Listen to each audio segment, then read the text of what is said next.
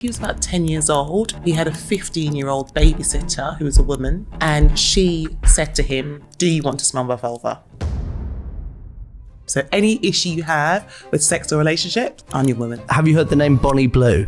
It was just very sad. It was like no one was coming to rescue them. So he'd literally wake up in the morning and want to go straight down and sniffing away. And then I came on board out on Married at First Sight. Like the ratings through the roof every year. And your woman is saying to you, "Hey, I want 30 minutes of foreplay," and you're thinking, "Mate, I can only give you like 5 minutes right now." Like, I'm super excited. There's this like epidemic of lonely young men that aren't having sex, they're not having relationships, they're scared to communicate. They think it's about sex, but I think it's about...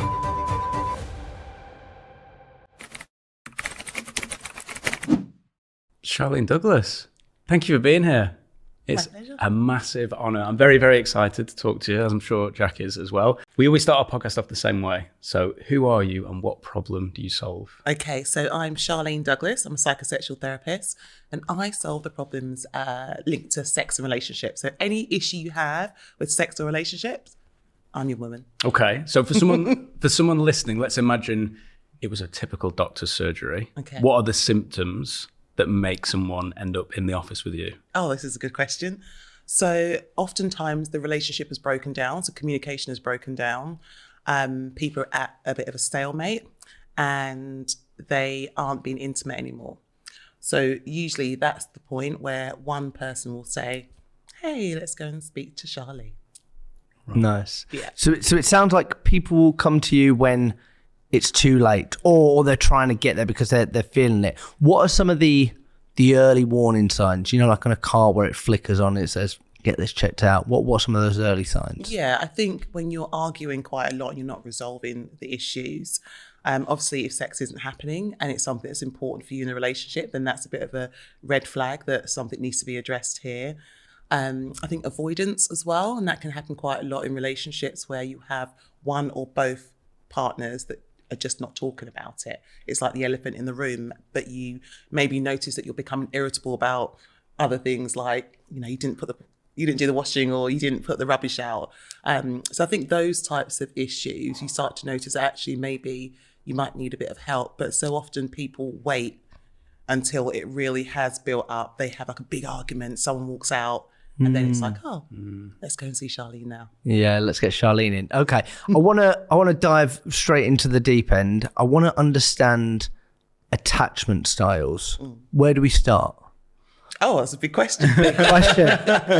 Okay, so when we're young, we, like, based on the relationships we have with our kind of early caregiver, we develop like an attachment style. So the ideal situation is that you have like a secure attachment style, and that is that your parents will, you know, give you the right loving, nurturing, emotional care that you need. What you'll then see with children that are securely attached is that, you know, the parent might go out the room and the child might feel a little bit like nervous, a bit anxious, but they can quite easily settle in their space. And then the parent will come back and then they'll be like, "Oh, mum and dad's back." And then they'll go back to the parent. But what we find is that there are often times where you'll have children that maybe have or develop like an avoidant attachment style.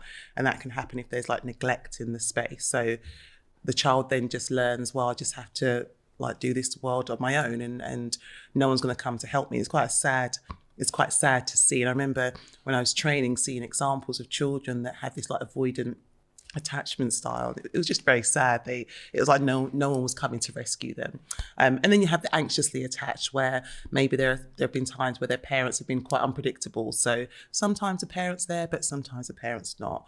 Or maybe like parents that maybe like sneak out the door, and, you know, the child doesn't know that if the parent's coming back. So that's kind of a very broad example of those attachment styles. But then what can happen is that they then continue throughout our lifetime and impact our relationships, our marriages. And that's when problems can arise. How do they present themselves then? So if you fast forward to when people are adults, I mean, I'm sure we all know and can think of examples of people that we could spot that in, or those kind of symptoms or those traits. What do they look like in a like marital or relationship behavior? Yeah, so someone who maybe has more of a secure attachment style, they may be able to be a little bit more logical in a situation. So a partner might have behaved in a way that they felt was inappropriate. They would be able to have that conversation with their partner, sit down, talk about it, think about their point of view, the partner's point of view, and together, work on a way to move forward. That's kind of the ideal situation, right? We probably are not used to that so often, but that's the ideal situation. But then you get maybe someone who's a bit more anxiously attached, and they want lots of cuddles, and they want a lot of attention, and they want to always be by your side, and they maybe they're a bit insecure sometimes when you haven't honoured them in public, or you haven't showed like public displays of affection. So, you sort of notice it in those types of behaviours. And then you get the kind of avoidant attachment style in relationships. Now, stereotypically speaking, men are known to sort of adopt that place. And so it would be that classic thing of, maybe in a heterosexual relationship, your partner saying, "Hey, babe, let's talk now." And, oftentimes, you're both smiling. So oftentimes that's a kind of like, oh my gosh, no, what have I done type thing. But more than that, I suppose someone who really is avoidant, they would just do everything in their power not to have that kind of vulnerable conversation. They won't talk about it, bury their head under the sand, dismiss everything, and the list goes on. Nice. How does that marry up with different love languages? So love languages is really interesting. And the reason I say this is because there's no real research or sort of scientific research when it comes to love languages, although I find them really, really fascinating. I don't know if I can say there's sort of any kind of correlation between attachment styles and love languages, only because with attachment styles, there's lots of research that's gone into attachment styles. Love languages, I don't think there really has been much research. Other than, the work that we do with clients, we know that it's helpful for them to understand the 5 love languages, particularly because the couples I work with, some of the biggest arguments that they have is, I don't feel loved by my partner. And so if you don't feel loved by your partner because they're not showing you love in a way that you show love, then it's like, well, maybe understand that maybe they show love in a different way. So again, I'm going to be very stereotypical here and say that, let's say for women, physical touch is really important. It might be for their husbands, the acts of service, so they will put the mirror up on the wall, or they will make sure the petrol's in the car because they know that their partner's got a long journey the next day. And for women, they can sometimes miss that loving sign because they're like, but you didn't hug me, and it's important to communicate so you're both aware, I think, of each other's love languages. Interesting. What could you break those down for them? Those love languages? What? Yeah, sure. Okay, so this is the test now. So gifts. So that'll be your normal flowers, chocolates, whatever it may be. Acts of service, which is what I've just described. Putting a mirror up on the wall, doing someone's garden, or whatever it may be. We've got words of affirmation. So compliments. Also things like, like maybe writing on a post-it note, like, I love you, or you've got this, babe, maybe sticking that in your partner's folder or briefcase when they go to work or something like that. Little things like that, words of affirmation. What else have we got? Physical touch. And of course, that's physical touch. I think what's really important to say about physical touch, though, is that if your love language is physical touch, it's important to understand the context of physical touch for you, because this has gone really wrong for a lot of couples, where the guy will hear that the woman's love language is physical touch, and he will decide to cuddle her when she is focused on cooking or something like that. Or he might touch places that she's not ready to be touched at a time when she's concentrating on something at work, and eat work email or something like that. So time and context is really key. And so it's important to have those conversations. Which ones have I missed? I've done, so words of affirmation, gifts, physical touch, acts of service. I feel like there's a 5th one. I can't remember it off the top of my head. We'll put it in the... Yeah. Find what the bottom was. Yes. So then do they... Quality time. Quality time. That's it, quality time. As in time together, date night. type of Yes, thing. but also quality time is really important as well to discuss and to have that conversation about, because it looks different for different people. So for some people, being in the same car together, dropping the kids off to school is we're together. For other people, it's putting your phone away, let's watch Netflix, let's really spend time together. And so that can also cause a lot of arguments if you think that, we've had quality time, when your partner's like, no, your phone was out and, you were chatting to your friend as well. And for some partners, they were like, but we were next to each other. So, yeah. Are there, so if I'm, let's say I'm an avoidant and my love language is acts of service, am I looking for someone who's avoidant and acts of service, or do I have to find something that's totally different so that they kind of gel together? So I think what happens, in terms of what you need to look for, I think unconsciously we gravitate towards people for various reasons. So research has shown that there are times where if you have had like maybe some kind of childhood trauma, that you might try to kind of repair those wounds by choosing someone that may be similar to the perpetrator, let's say. So a very basic example of this might be if you had, I don't know, a mother that was really, really controlling and never listened to you, you might find that your wife is quite controlling and you're constantly getting into arguments because you're desperately trying to correct what you weren't able to do when you were younger. But you'll be sort of banging your head against the wall because it's like there's something unconscious going on there. So I think it's not so clear cut to say kind of who you should be with. In an ideal world, we would be, we'd have a secure attachment and our partner would have a secure attachment, right? And you'd be able to have adult conversations. You'd be able to give each other the space when you need it. All of that would be the ideal situation.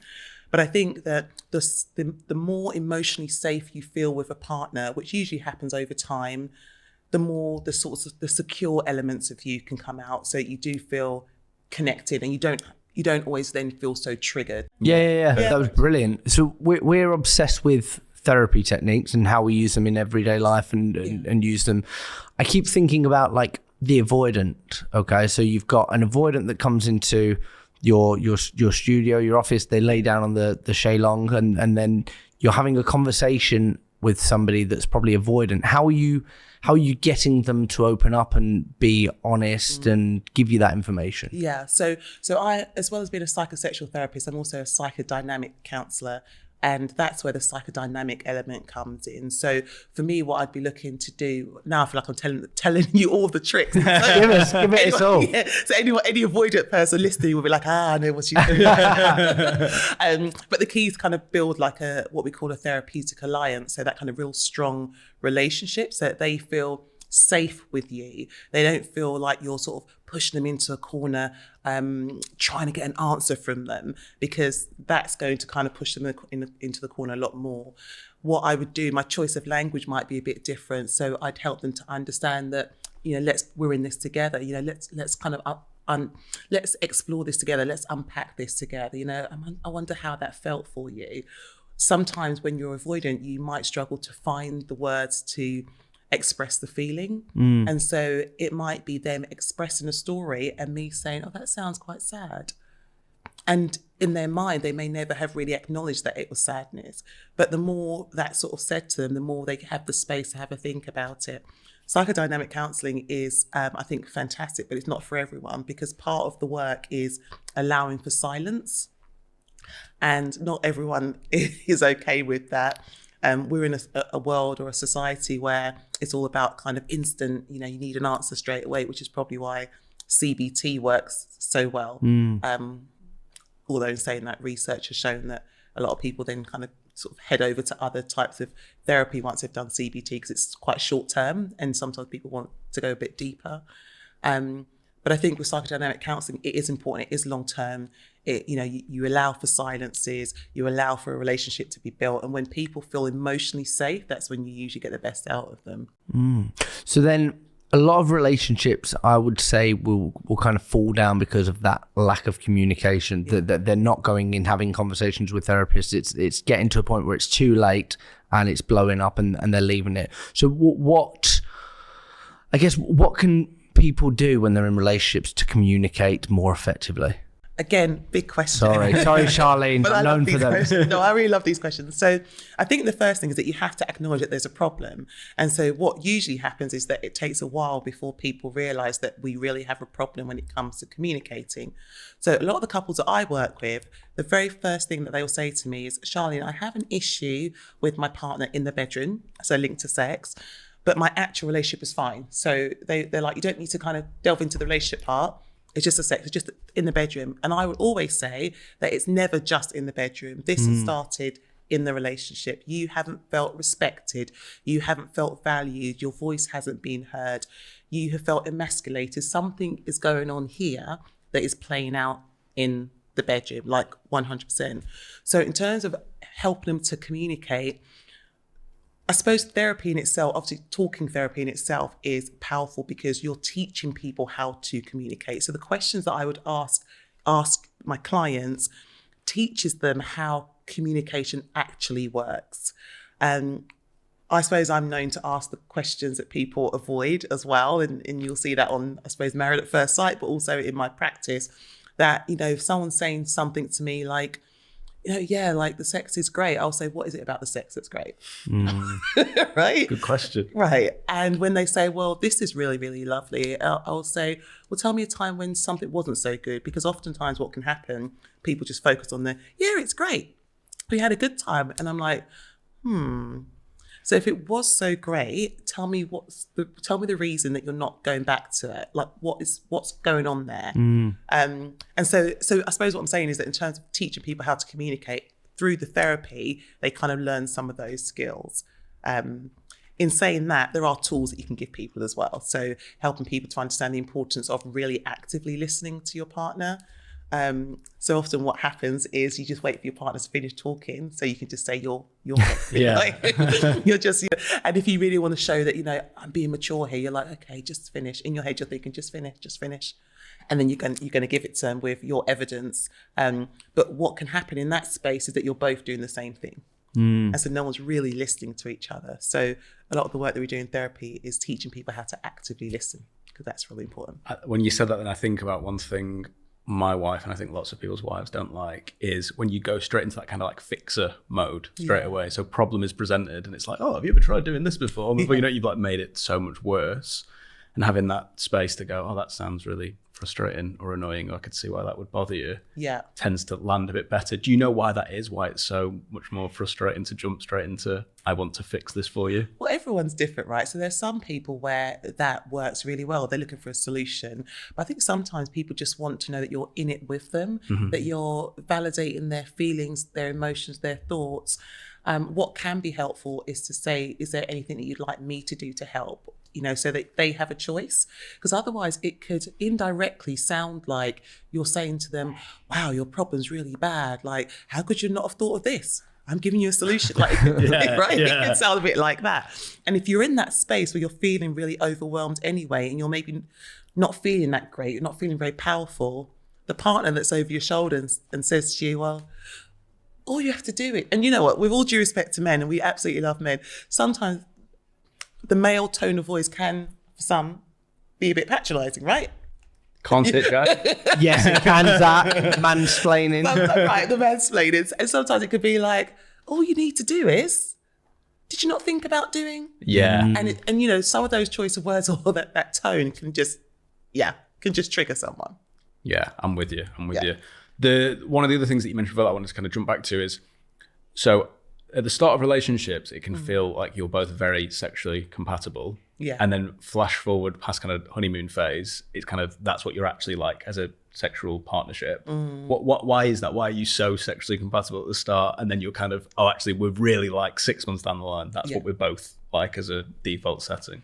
Yeah, I think there's a couple of things there. So I think that when we first get into relationships, we don't really show up fully as our authentic self, right? So you're not, all your flaws, you're doing your best to kind of keep them right at the back. If you're an impatient person, you're desperately trying to be patient.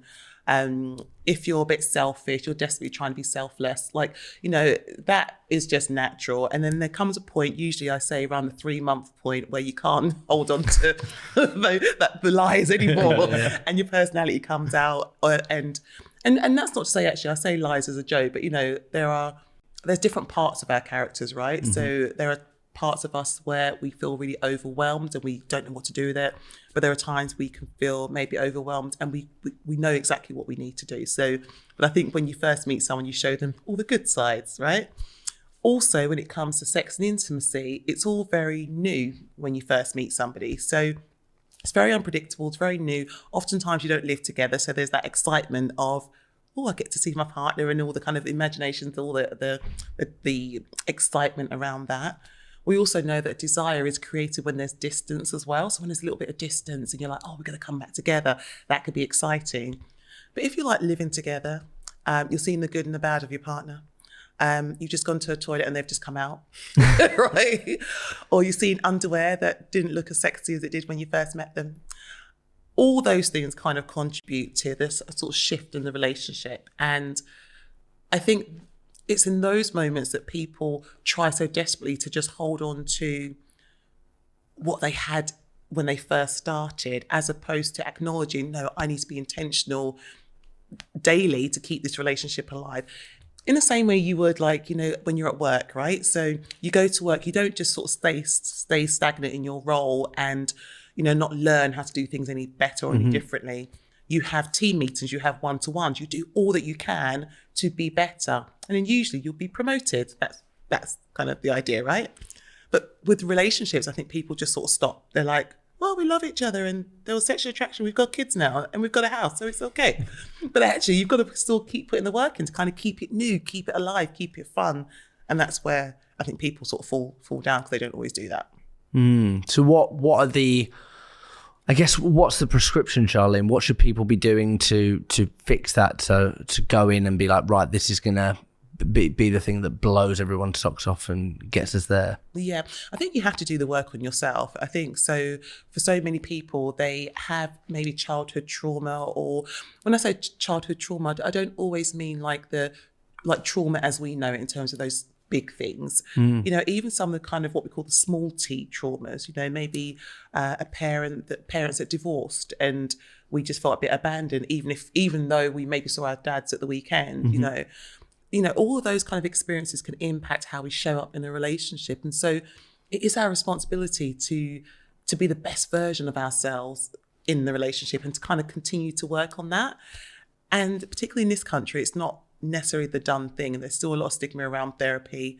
I think the great thing with like social media, we've got lots of great podcasts, calls like this.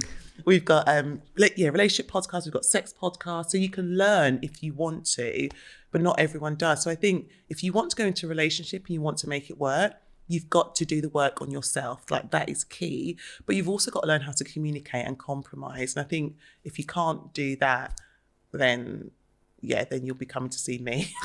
send them in. So then it gets me thinking, and we've been talking about this a lot recently, like on podcasts and off podcast. There's this like epidemic of lonely young men that aren't having sex, they're not having relationships, they're scared to communicate. So I guess I'd love to get your take on it, and then I'd like to touch on the first dates, how you should be approaching dating, relationships, things like that. What's the question? What's the first question? I'm asking two. I didn't want to ask a big one. That's all right. I would like to get your take on what's going on at the moment generationally with kind of young men and the dating scene. Yeah, I think when I think about some of the young men that I've spoken to that have sort of come to my practice, what they have said is that they felt quite confused in terms of what's expected of them in a relationship. So I think if you kind of rewind to like, I don't know, the 1950s, it felt probably really clear what the roles were. And, you know, if I think about, say, heterosexual relationships, I'll say the 1950s, I saw an advert in the 1980s advert, and it was so stereotypical. It was like the woman was cooking dinner and all the kids came running around the table, and then the husband came in from work and he like took his boots off, and it was so stereotypical. But I think, and I'm not saying that we need to go back to that, because I think we definitely need to not go back to that, but it felt like the roles were quite clearly established. I think now for a lot of young guys, they sort of feel like they're not sure what to do. Like, should they offer a bit of chivalry in the relationship, or should they hold on to the feminist approach that I think a lot of women have? And rightly so. Do they pay for a date or not? Do they go half? Like, do they let the partner pay? I think there's a lot of confusion, I think, around what the done thing is or what the right thing is. But I think that, if you can meet somebody that you can have a really open conversation with about their expectations in a relationship and your expectations, and together agree on what you both want moving forward, then I think it can be really powerful. Is there, just talking about that then, is there anything that happens in early life that typically leads someone to be a bit more promiscuous when they do get sexually active? Are there any links? Yes. It's interesting though, the word promiscuous, because I think years ago that word was probably used a lot more. I think now it's probably seen more, particularly with women, that women are feeling more liberated. Yes. Or the fact that the word is sometimes associated with women being promiscuous, but for men it's like just having a good time. Yeah. So I think when you said the word promiscuous, that's the first thing that came to my mind. I think, there's a whole host of factors. I think that if you've had someone that in childhood hasn't been allowed to ask about sex, about intimacy, then you might find that when they hit that adult 18 or 16 in terms of the legal age of consent, that they might really want to explore. It's like kind of the floodgates have opened. It's like, yes, I get to go out and enjoy this. I think the thing is, if you are someone that loves a lot of sex, there is absolutely nothing wrong with that. But I think you have to ask yourself, what purpose does it serve? If it serves like a healthy purpose, then absolutely great. It makes you, it's pleasure, bit of fun, helps you to connect with people, de-stresses you, like, go for it. But I think some of the people that come into my practice where they're having maybe lots of sex with lots of different people, it's masking something. It's masking something a bit deeper. A bit of some pain there. Maybe they're trying to avoid real intimacy because, when you're having casual sex, it's not oftentimes very intimate, is it? It's just like wham, bam, thank you, ma'am kind of thing, right? And that was pleasurable, that was great. But when we're talking about an intimate relationship where, you're discussing your vulnerabilities, you're really connecting with somebody, you'll get people that can orgasm at the same time, where they're so in tune with each other. For some people, that's quite a fearful experience, getting too close to someone. So as a result, they then just maybe have lots of sex. So I feel like I'm not sure if I've completely answered your question. No, you have. Like there's just lots of different reasons why people might choose to have lots of sexual partners. I was actually more so thinking from I know and have known a lot of men who almost voraciously pursue a female, and then as soon as they've had sex, it's like, I'm totally over it. I'm not interested anymore. Yeah. And I was wondering what would lead someone to kind of want to do that and repeat that over and over and over again. It could be a number of things. It could be what we've just described there around a fear of real intimacy. Sometimes, and some of the men that I've worked with, when they were younger, they were told they weren't good enough. They weren't chosen by the girls.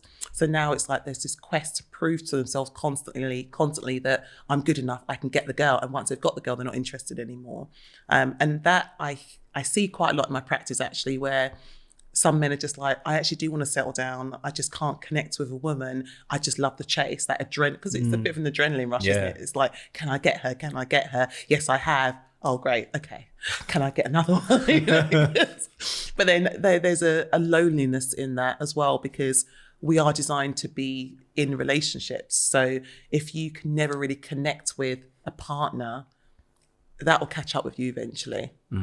So what are some examples of that healthy, you were talking about it before, but like that healthy sexual relationship, maybe for men more so, but what is an example of what does that look like where it's not on the line? Yeah, so I think, we're talking about kind of having a number of partners. So just because you have a number of partners, it doesn't mean necessarily that there's anything unhealthy going on for you. But I think it's about understanding yourself, understanding your desires, your needs, your wants, making sure that you're not using sex to mask something that you're lacking in life or within yourself. I think that if you are clear of the reasons that you're doing it, there's absolutely no reason that you can't go out and have fun with lots of different people and enjoy yourself. Of course, consent is really important. Boundaries are important. So making sure that the person that you're having sex with consents. and that you're both enjoying it. If you're, two adults or two or more adults, because it doesn't always have to be two, if you're enjoying yourself, there's boundaries in place and there's consent, then happy days. And when people come to see you, what are they getting wrong when it comes to pleasure? Overthinking it, I would say. They're overthinking it. It's kind of like, oh, this is what I should be feeling now, as opposed to allowing their body just to feel it. I think for so many of us, we've been taught that sex is like a performance more than an experience. And so if you think about a performance, like think about, so I went to watch Tina Turner, the musical, right? And I was at the front and I could kind of feel the tension of the actors and actresses sort of behind the curtain sort of thing, right? Or at least that's what I thought. And you can just imagine the nerves that they're experiencing. And then all of a sudden the curtains open and then everyone is watching them and they have to perform. Sometimes for some people, that's what sex can feel like, where it's like, okay, I've got to perform right now. And when you're in that space, then it takes away from pleasure and really enjoying it. I think the people that get the most out of sex are people where they know what they like, they know what turns them on, but they're with a partner that they feel safe with, safe to just be themselves. And what I mean by that is that if they accidentally fart, then that's okay, or if there is something that goes wrong, they need to drop off the bed or whatever it may be, it could be laughed, you can laugh with your partner and it's all okay, as opposed to a partner that's like, oh, what are you doing that for? Oh my gosh, you fart, that's awful. Those types of things. Now, I'm not saying, smelling the fart isn't awful, but it's like, you want to be in a safe environment with your partner that you can just laugh about it or just be silly about it, open the windows or whatever, but not that you're shaming the person. And I think that in order to create pleasure, you need to feel physically and emotionally safe with somebody. Nice. That leads, I think, nicely on to what I want to ask you. It's another big question. Are you prepared? Hold the table. Yeah. How does someone gain a fetish? How does that come about? This is interesting. I was talking about this yesterday, as you do, as a sex therapist with somebody. And I think what's interesting about this is that there are some researchers that have said it has nothing to do with like childhood traumas or anything like that. And of course, you'll always get other researchers that say it has everything to do with some kind of trauma that you've experienced in your younger life or over, throughout your life, that now you're trying to take control over the situation. I think probably both are right, for different people. I can give you an example of a fetish. Are you ready for this one? Yeah. Okay. All right. So listeners, be prepared. So there was a guy who was into smelling knickers and smelling the vulva of their partner, but they needed their partner not to have washed. Wow. Okay. Yeah. How long? That's not a big question. So I think for a considerable amount of time. So he would say that he wanted to know if how much he could kind of really deal with. So he would want the woman to, if it's like maybe a couple of days, he would be great. Or if maybe she'd gone to the gym and she was really sweaty, he's like, no, don't shower. I remember for her, this was super strange. Because oftentimes, I suppose as a woman, you do feel maybe self-conscious, around like making sure I smell okay, right? But she said that she started to get on board with it and actually started to find it quite a turn on. So he'd literally wake up in the morning and want to go straight down in between in her vulva, playing around, and she could just hear him sniffing away. And the more he did that, the more he was becoming erect, the more turned on he was. Now, where has that come from? As soon as I heard him talk about this, I was super curious and I was thinking, what's this about? Like, where did this all start? The sad thing is it started, I think, with something that was traumatic. But for him, he was like, I don't know, it wasn't a big deal. So when he was, I think he was about 10 years old, he had a 15-year-old babysitter who was a woman. And she said to him, do you want to smell my vulva? Now, we now know that that's actually very abusive. But in his mind, he was like, oh, this is cool. I told all my friends, like, she was like an older lady and like, but we know that, you know, both the 15-year-old girl that is asking him to do this, there was probably something going on for her that she even had the idea that would be something that a young boy would do, and for him as well. But then what happened is that he started to get really used to doing it and enjoyed it, and noticed that it was becoming sexually arousing for him as well. And that's where it started. So now any woman that he chooses, so he's not with this woman anymore, any woman that he chooses to be with moving forward, he says it's important that they are open to having their vulva sniffed. Wow. Isn't that fascinating how some things that are traumatic kind of link into different chemical receptors? So like that, because you think of something traumatic that happened could impact your relationship where you're like, oh, actually turn all the lights off. Like, I feel so vulnerable now, like turn the lights off. Yeah. But then what you're saying there, even though that's traumatic, must have linked into a different receptor. So it's almost like that release, I don't know, dopamine or whatever it may be, but it's still just as traumatic as the turn the lights off person. Absolutely. I think for him, and it took him a while to really understand that actually what he was explaining to me was actually a traumatic experience that had happened to him in his childhood. But I think for him, he didn't have a great relationship with his parents. So for him, this felt quite intimate. It felt quite close. And from a child's point of view that doesn't know any better, you can understand maybe why that's the conclusion that they would come to. But then it sets something off in him that to be close to somebody, to be really intimate, like this is what you do. And then obviously there was a physiological response to that in that he was becoming erect from it. And then at that point that the woman was also on board with it too, because I think there was something quite taboo about it. So, yeah. So, wow. It's fascinating. So that trauma response sounds like it was obviously like, I think the thing with trauma that a lot of people think of it as like, how do I fix the trauma or how do I get rid of it or whatever, but where that sounds like I'm actually quite happy with the trauma response. I'm sure there are people listening to this that are feeling that their fetishes or their things that they find pleasure from are probably quite shameful. There's this guilt attached to it. How do you help people navigate that conversation if there is that shame?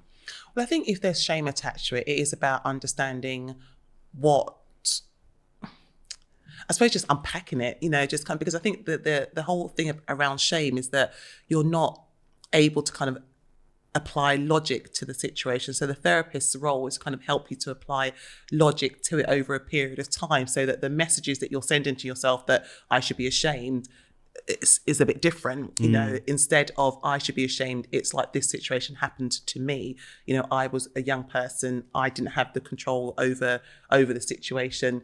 We also know that, you know, a young person doesn't have the ability to consent to anything, that the brain isn't fully developed then either, so they don't have the life experience, they don't have the logic that we do as adults. So I think the more you work with a client that is experiencing shame, it can take some time, but usually they get to a point where they can acknowledge that actually this situation happened to me. And then sometimes you'll find people that will like maybe create a charity or do something very positive that helps them to feel more empowered, and then they can help other people. And that can help with healing when it comes to trauma as well. I like that. That's really nice. And then I feel like all the questions I'm going to chuck at you, I've got a really big one for you. Okay. It's really big, all right. Okay. What I have to ask this because obviously we've both got partners. What do men get wrong when it comes to women and sexual relations? Everything.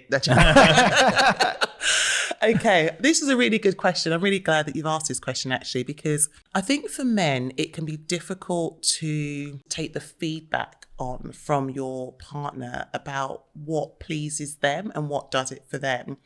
Particularly because we live in a society where we're told that as a man, you should know what you're doing.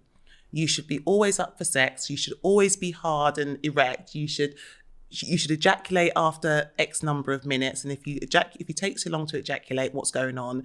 If you ejaculate too quickly, what's going on? So there's a lot of pressure on men. So I think the message is always that as men that you should know what you're doing.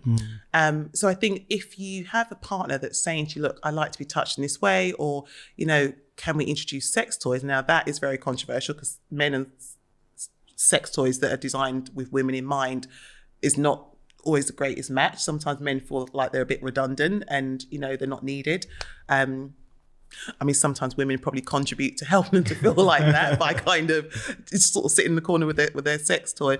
But I think ultimately what you want to do to have a healthy sexual relationship is to be open to feedback. And I think sometimes that could be difficult for guys. I think also, and it's funny because I was having this conversation yesterday, I think for a lot of men, they think about sex, they dream about sex, they wonder about sex probably every day. So when their partner has finally said yes to sex, the excitement is like through the roof, that they're actually seeing the naked body, the woman that said yes, the green light is on, it's like, yes, yes, yes. And so naturally the body gets really, really excited. So then your woman is saying to you, hey, I want 30 minutes of foreplay, and you're thinking, mate, I can only give you like 5 minutes right now. Like, I'm super excited. And, and there's nothing, shameful about the fact that for a lot of guys that they like the intercourse, like that feels nice for them. But it's just that for women, it's not like it doesn't feel nice, but it feels better when their body has really experienced that sexual charge. And yeah, there's been so many stories of guys that have, where you can just feel the guy's getting bored of foreplay. They're just waiting for you to say, okay, you can penetrate now. Like, yeah, that's usually what happens. But learn about foreplay, learn to be a bit intentional with your touch, introducing a bit of tease. I think sometimes guys forget all that good stuff. I'm going to ask you to give me some therapy now. Okay. So I've got 4 children. Mm-hmm. So I've spent a lot of my relationship with my partner without her being in a hormone cycle. Okay. And getting back used to that, I've been like, oh my God, she really loves me this week. And then the next week I'm like, oh, she's going to leave me? What's going on? Yeah. And then we're good at having kind of open communication and having a laugh about it. Yeah. But is there advice that you would give me for how to navigate that hormone cycle and kind of be a better partner throughout that? Yeah, that's a tricky one, isn't it? Because I think sometimes as a woman, when you're feeling hormonal, sometimes you're not even really aware of it. Like it's hard to know, like, am I feeling hormonal or is he just getting on my nerves? Like, it's hard to work out which one it is. Probably both. Yeah, right. So it's difficult. But I think the best that you can do is ask what she needs in any given moment. And if it's space, then allow her that space. If it's a hug or if it's a cuddle or if it's a conversation, even like a cup of tea. I think oftentimes what can happen is that guys, as we said a little bit earlier, want to fix a situation. And if you're feeling really emotional, you're not in a space where anything's feeling logical for you. It's not logical when you're feeling really overly emotional. Something's been triggered. And so what can be helpful is your partner saying, what do you need right now? Weekly, daily, hourly. I think when you notice that your partner's in a space that you're not sure what's going on there. Yeah. I think the longer you're with a partner, the more you kind of know, okay, like, her period's due soon, for example, and this is normally a time when she behaves X, Y, Z. And you might learn then kind of what she needs in that moment. But I think if there's ever a time where you're feeling like, oh, what's going on for you here? I think to sort of say, is there anything that you'd like me to do to help you right now? I think don't guess, because that's when it can go. That's my problem. Guess and I get tough. Oh. Yeah. I think asking what she needs in any given moment, I think, is always really helpful. If the response you're getting isn't a helpful response, then I would say maybe just give her some space. Okay. I'm going to hit you with a segue now. Both of you are going to be amazed by this. Wow. Tune in. You ready for a segue? One thing that does bring us together, no matter what part of the hormone cycle we're in, is watching Married at First Sight together. Yeah. Married at First Sight. I did that? That was, mate, can I shake your hand? You can. That was really good. Love that. Love that. So how did you get involved? Okay, so I would love to say that this story was really super exciting. Okay. So one of the producers contacted me to be on the Sex Clinic in 2019. So the Sex Clinic was on E4, and it came out. It was on a good few years before lockdown, but my series came out on literally, I think, like March 2020 of the day. So I started there, and I suppose when you work with Channel 4, they know how you work. It's probably maybe easier to kind of get other roles. or maybe I'm just saying that, and actually maybe I was just fantastic. And they just I'm sure chose you me. were. I know. But yeah, so I just then randomly got a phone call, and they said it's a really great show. We're changing the format because Married at First Sight, there was like an older format that some people describe it as the boring version, but I wouldn't say the boring version. I think it wasn't as maybe as entertaining as current. I'm just conscious that Paul Brunson was on both. He was the boring one, and Paul was always great though. Yeah, absolutely across the board. But yeah, the series that I started on 2021, that was when the format had changed. And so they were like, yeah, this is a really great series. Like, Paul and Mel are on it. So Mel's from the Australian version, and Paul was doing Celebs Go Dating, and he's done lots of other things as well. And and then I came on board as a sex and relationship therapist. And yeah, it's just gone from strength to strength. Like the ratings are like they go through the roof. Every year it gets better and better. It does feel like there's the pressure though, because every year it gets better and better. So you're just like, wow, how do we take it to the next level? And we managed to somehow do it. So yeah, it's an amazing show to be a part of. We love it, and I think me and Zach started in the same way. It was a case of our partners saying we're watching Married at First Sight, and I go, oh well, I'll go and fix a car or something, and then and then the heads popping around the door. I'm like, what are they doing? Wait a minute, God, that's good. Yeah. So I guess as you've met so many people that have been through the experiment, and I love that they talk about it so openly as it's an experiment. It doesn't necessarily mean it will work. You will find love. We know that some people have gone on, and I'm sure that you could give us some examples. As an experiment, do you think that it can work, that people can be put together and it can just from there that can give love? I mean, we've proven that we have been able to do that, and that has worked. I think, we do the first part, right, in terms of putting people together. Then they have to do the hard work, and that is listening and listening to the feedback. That is stepping out of their comfort zone. That is doing things differently from how they've ever done it in the past. Not everything, but certain things that maybe weren't so great. And some people are committed to that. Some people are not. And also, for some people, the spark is really important, and that they hold on to that throughout the whole experiment. It's like the spark wasn't there, and it's like, well, could you give the space for the spark to potentially grow? Because we know in real life that has happened for a lot of people, and some people do that, and some people don't on the show. Well, nicely diplomatic. Yeah. When I typically hear people say the spark isn't working, it feels like, and this might not be true, but it feels like there's not a sexual attraction. Is that typically the case when people say the spark isn't working? I think for some people that's what they're talking about. But I think it's interesting, this word spark, because sometimes it's hard to really understand or explain what it really is. But oftentimes we've all experienced it where it may or may not make sense, but there's just a connection that you have to somebody, and you just click, you just connect, it just works. And there are other people where, you just straight away just feel like there's just something not right here. Even if that person is like absolutely attractive, full of life, you're just not feeling that connection. And I think on Married at First Sight, a lot of the couples want to feel that straight away. They want to be at the wedding, at the church or wherever it is, and they want to see their partner. They just want to see all those, like, whatever happens when you have that spark. What is it? Flowers and fireworks, fireworks, all that kind of stuff. They want to feel that. And I think also as well, we've come from a world where we've all watched those children's programs. We've all watched those programs in our childhood where it's like, romantic stories where, like Romeo and Juliet, where you look at each other and you fall madly in love and you have children and it's like happy ever after. And that's happened with some of our couples like Adam and Taya, who were in our first season. They officially got married afterwards, and now they're on their second baby. Wow. So there have been some really great success stories with Married at First Sight. I've spotted something. You can tell me if I'm onto something here or not. Okay. Detective over here. Yeah. So when people get married Yeah. at first sight, Yep. yeah, Love it. Thank you. and it's very passionate straight away. And the honeymoon's very passionate. It's very like all over each other, super passionate. Yeah. Boundaries are straight down, etc.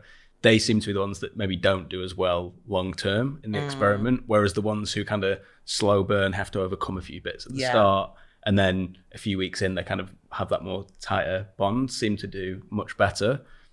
Do you want to hire me now? We need to pull up a fourth chair on Married at First Sight. Am I onto anything? I think so. You're right. I think that in my experience over the last 4 years, you're right. There have been quite a few couples where that sexual spark has been there straight away, and they'll make it known that they were like at it like rabbits and all that kind of stuff. They'll be very open about that. But then when conflict knocks at their door, they can't really resolve it. They go back into old patterns of behavior. They withdraw, they shout, they scream, they go into that avoidant space. They slam the door. They want to go to another apartment for the night. I mean, that happens a lot. That happens so much, where they have an argument and they're like, oh, I'm fed up with you. And then they want to go in another apartment to sleep overnight, which is fine, because if you're feeling really overwhelmed, that's great. But in real life, when you're married, we know that that's not always a possibility. You have to still share the same bed. And the most you can do is just make sure your partner's leg isn't touching you. Even that is annoying for you, right? But yeah, with Married at First Sight, I do think that you're right, that I think the couples that have worked have been the couples where they've fancied each other, they've had a great time, but it's kind of a bit slow. Yeah. And then it's really built up. So then when conflict comes to their door, it's just not so explosive. They can work through it, they can take the feedback on, and then they can move on. Those that have the passionate sex at the beginning are just as passionate in the conflict, and they then can't always resolve it.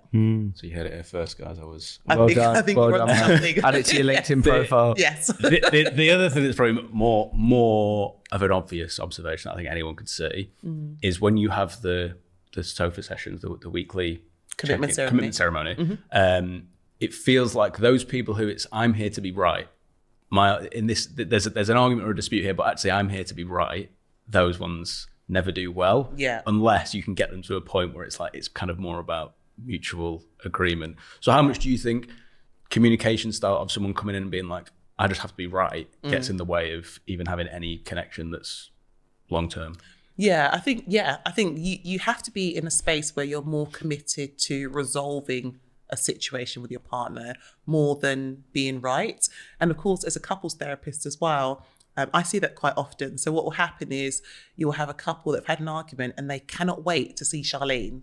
And they have got, both of them have got like their lists of evidence of things that they need to tell Charlene because they desperately want me to be on their side. And I remember one couple where the woman was like, yeah, and he shouted in my face. And then she just stopped waiting for me to wait for my reaction. And, maybe I did give her the reaction she needed, but it's that, isn't it? It's like kind of going to mummy to tell, and I think that we see that on Married at First Sight as well, that they often say at like the dinner parties, you'll hear them say, we can't wait to go to the commitment ceremony and talk to the experts about this. But that's because in their mind, they are right and their partner's wrong. So take us behind the scenes. So I'm really intrigued. How much pre the show, when it comes to the couples and the pairing, what does that actually look like in reality? How much involvement do you have? So I feel like that question, it comes up a lot, and it feels like the sort of KFC Colonel Sanders, what is the recipe? So we give different answers depending on which platform we're on.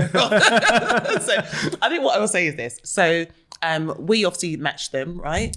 But we have to make sure, or at least the producers have to make sure that people are okay to be on TV, right? So in terms of background checks need to be done. So if we think a couple can work really well, but the background checks have shown that actually there's something a bit shady here that isn't great for TV, then they won't be on the show. So, there's safeguard and there's legal teams. There's lots of people involved to make sure we get the right people. But ultimately, it's Paul, Mel and I that are kind of having those discussions and working out who we think will be the best match. So 20 people on the table, 10 men, 10 women. What are you... Because it feels like one direction. Do you know what I mean? Like, oh, we'd look good with that person. Like, what are you looking for to say that's a match? Yeah. Well, let's take it back. We get lots of applications, thousands of applications, so they have to be sort of whittled down as well. We have a psychologist that isn't an on-air psychologist as well, so she's sort of behind the scenes. So she will do like narcissism tests and attachment styles and things like that. all those kind of all those kind of self-assessments, their anxiety levels, etc. Just to make sure they are in a good, healthy space to be on TV, because the whole process is, let's call it a psychological journey, right? So I think sometimes people think like, hey, I could just meet my partner and go on TV and be famous. But actually, we take people through their paces. There's intimacy tasks that they have to do. There's like deep level conversations that we have with them. We challenge them. They do homestays. They do partner swaps. There's lots of spaces where you could be tempted, by another partner, or where you go home to your parents and your parents like, no, I don't like him, so there's it's quite a journey. So we need to make sure that people are resilient enough to go through that whole process. But you're right, in terms of all the pictures on the table, trying to work out who's matched with who. My area is around sexual compatibility. So I would be looking at, I suppose, how open people are to talk about sex. It doesn't mean that if one person is not really interested in sex and the other person is, that they're not a match, because there might be other factors. There might be other factors that mean that they are a match. But there's just, I suppose what I'm saying is there's lots that go into it. It's not like one tool, as it were. But my area is around sexual compatibility.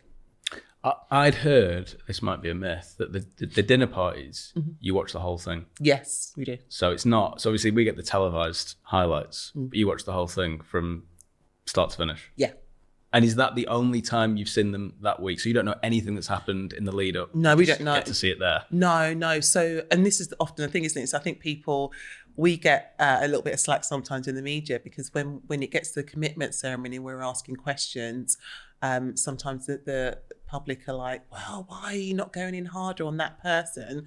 And it's like, well, we don't see that much. So we see the dinner party and what goes on there. And sometimes even that, you can sometimes miss some conversation, but we see as much as we can. And then the commitment ceremony is like therapy. So, when couples come to my therapy space, like I'm listening to what they're saying, I'm working with what they're bringing to the space. I'm looking at not just a verbal communication, I'm also looking at a non-verbal communication with couples. So I don't just take everything they say, I'm looking at what their body language is also saying. But ultimately, I don't get to see what goes on in their bedroom. I don't get to see what the argument, how that really played out. And it's no different from Married at First Sight. Yeah. We work with what's presented to us. There's also that thing of overcoming, people can only go through any self-development, there's self-awareness there, can't they? So I think sometimes what people think they are, or how they think they're presenting themselves, it's actually totally different to what they actually are.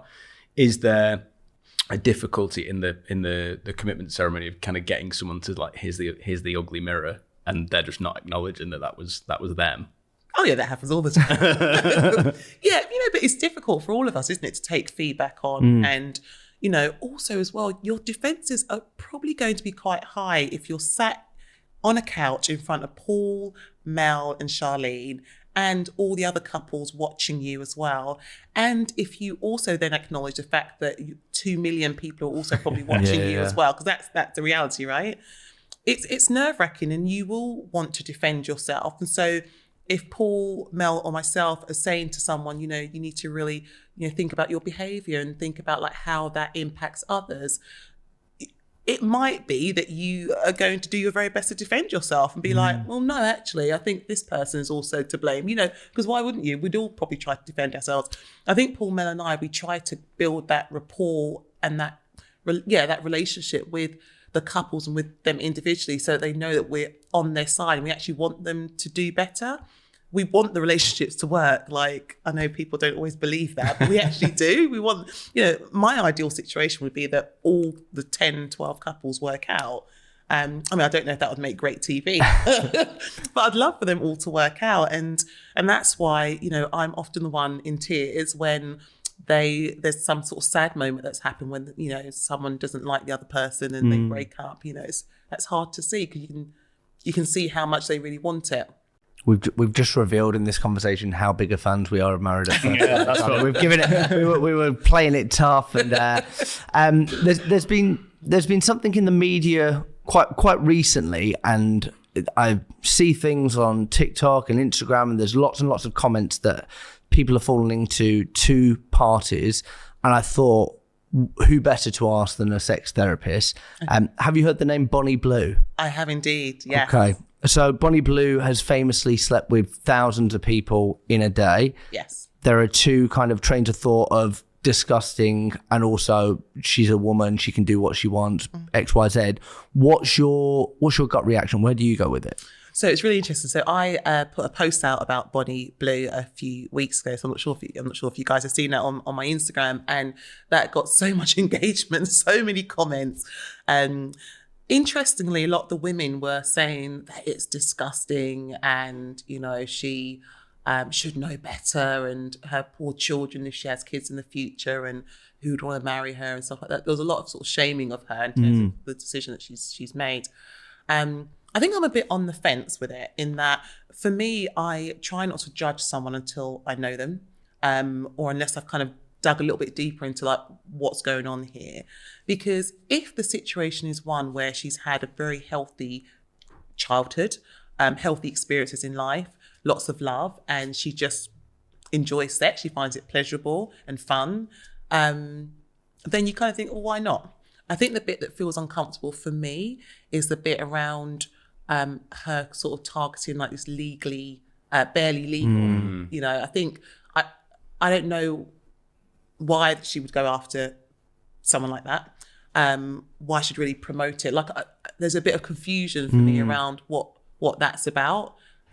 Is it just so that people will talk about it? Because, we're talking about it now, people are talking about it. So has that served the purpose for her? So I feel like there's lots of question marks around what's going on for her. Of course, the gut reaction of anyone is like shock, isn't it? Like, goodness me. Yeah.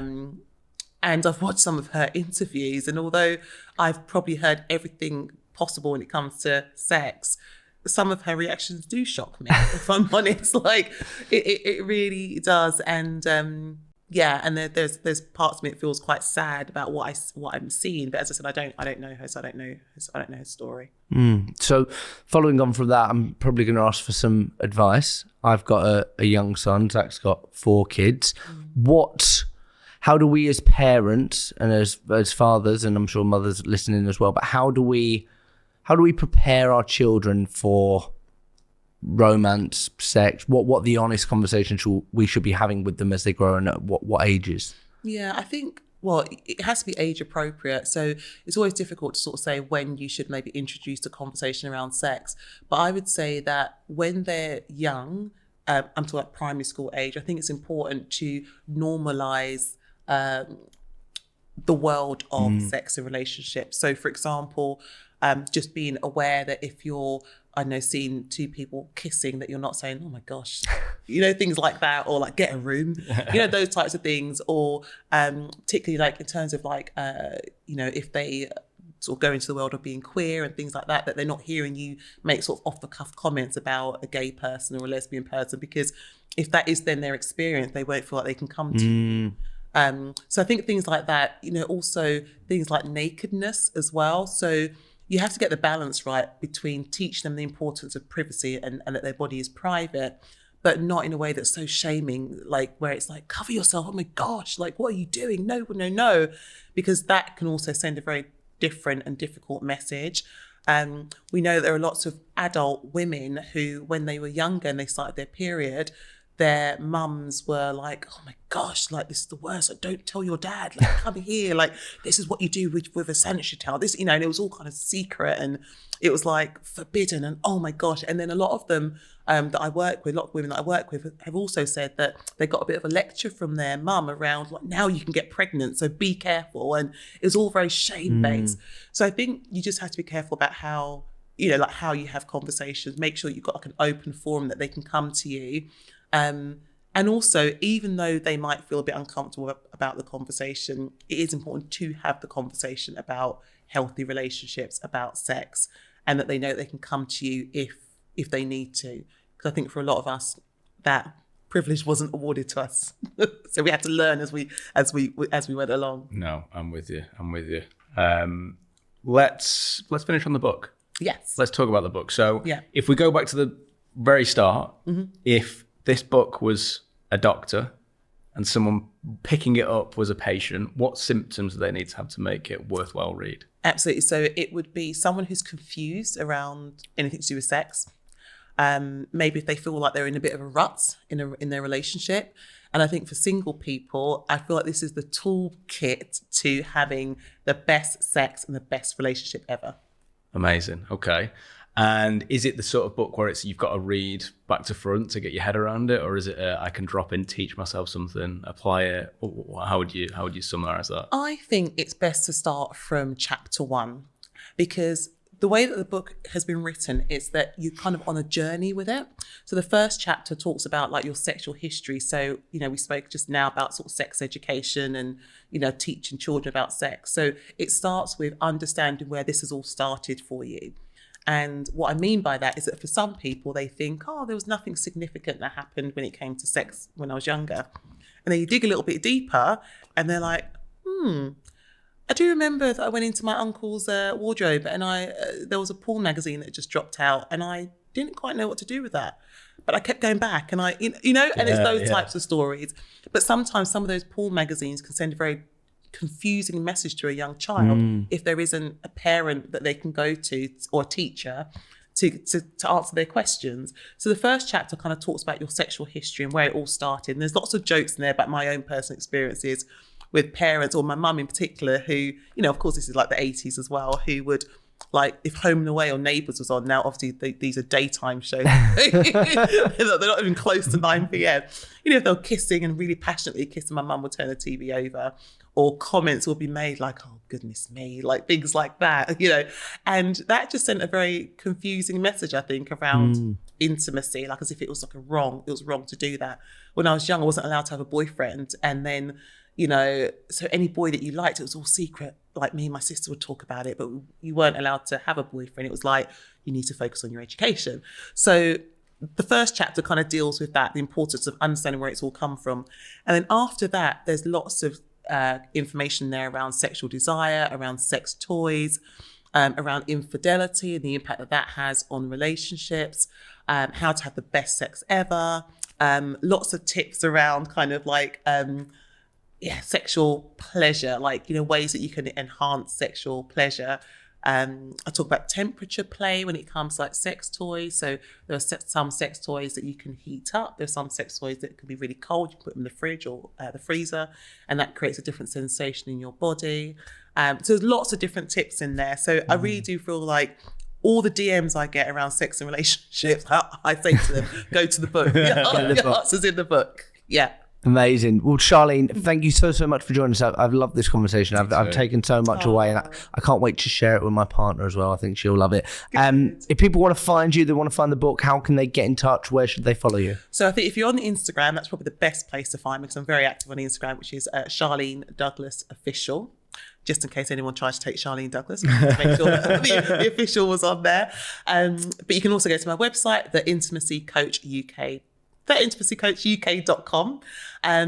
And I always host in-person events as well. So I've got an event on Saturday, 24th of May. I don't know quite when this podcast will come out, whether that will be... It'll probably... we should be saying it was a great event. It was an amazing event. Wow. Gosh. Incredible. Right. So I hosted a fantastic event on Saturday, 24th of May. And those types of events get everyone in the room, where people are talking about sex and intimacy. There are sex toy brands. I'm there answering questions. It's always a fun day. How often do you run those? Every 2 months. Every 2 months, okay. Yeah. So we'll try and line it up with one of those. Yeah, and then it'll be around July. There we go. Yeah. Well, amazing. Thank you so much for joining us. Thank you. Thanks, guys.